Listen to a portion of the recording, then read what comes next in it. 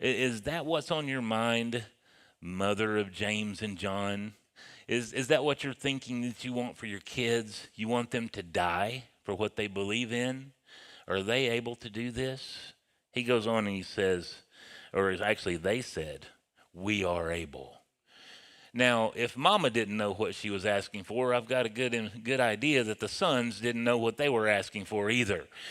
If you can turn back later in chapter 18. Well, you know what? Let's just go ahead and do it. It's just a couple pages away. Turn back to 18 and look at verse 1. Matthew 18, verse 1. At that time, the disciples came to Jesus, saying, who then is the greatest in the kingdom of heaven?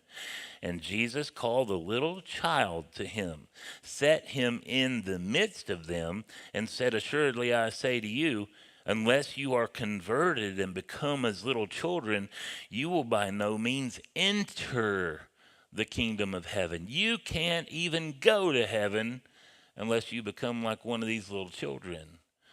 And how are you asking me who's going to be the greatest? Well, in order to get in, you've got to humble yourself. He says that you must humble yourself as this little child. And the person that does that is the greatest in the kingdom of heaven. What an amazing thought. You know, in this world, it's all about what you accomplish. It's all about what you get credit for. Your resume. You got to build that thing if you want the right job. Your bank account. If you want to hang out with certain kind of people, you got to have certain kind of stuff.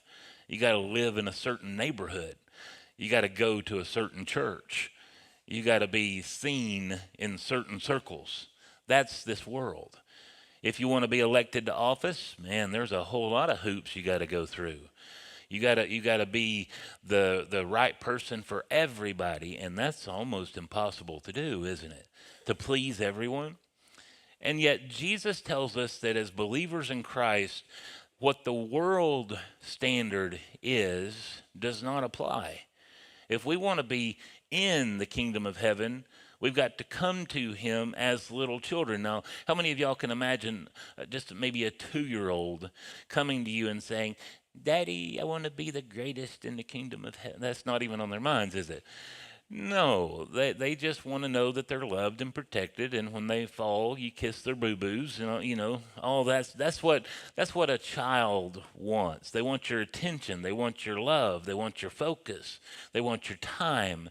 They don't want to be daddy because they don't know how to be daddy, and they know it.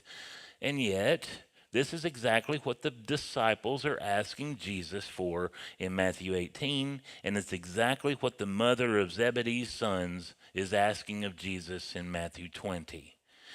Now, why did I go to this passage? Keep reading in verse 23 of Matthew 20.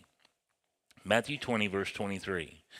So he said to them, once they said, yes, we're able to drink and we're able to be baptized with whatever you're baptized with, he says, you will indeed drink my cup and be baptized with the baptism that I am baptized with. But to sit on my right hand and on my left is not mine to give, but it is for those for whom it is prepared by my Father. How amazing. Sometimes we think of Jesus and we think of him as God looking like a human.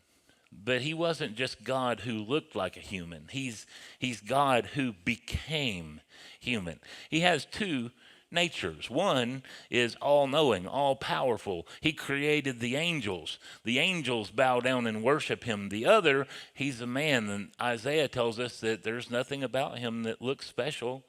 He's just another face in the crowd. On him, all the burdens of mankind is laid. But they do that, and they spit at him, and they mock him, and they hang him on a tree, and they kill him because they didn't like him.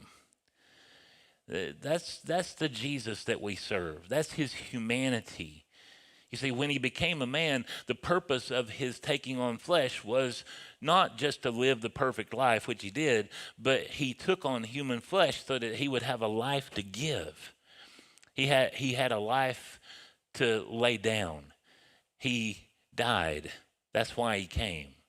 Because it was the perfect life that fulfilled the law, but it was the death that paid the price for you and me. And so when he's talking to them, he says, "Yeah, you're gonna do the same things I did. You're gonna suffer, and you're gonna die in my name. It's coming." They don't understand it still, even though he's saying it to them. But he promises them, "Yes, you're gonna drink, and you're gonna be baptized just like me." Now, verse 24. What do you think caused?